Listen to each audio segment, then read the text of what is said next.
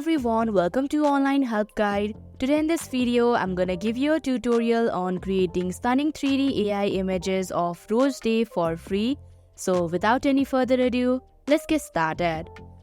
First of all, open up a web browser. In the search bar, type in Microsoft Image Creator. Here, tap on the first link that you see.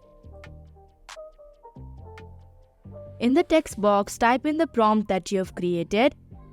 Then tap on the Create button. Similarly, you can create more of these by simply editing the prompt.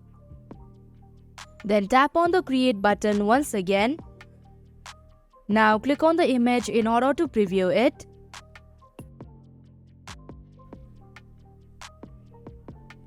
Also, if you'd like to download these images, then tap on the 3 horizontal dots in the right hand side of your screen and tap on the download option. So that is how you can create 3D AI images for free. Hope this video was helpful. If it was, hit the like button and comment down if you have any questions or feedback. Also, if you are new to our channel, subscribe and hit the bell icon so that you don't miss our upcoming videos. Thank you for watching Online Help Guide.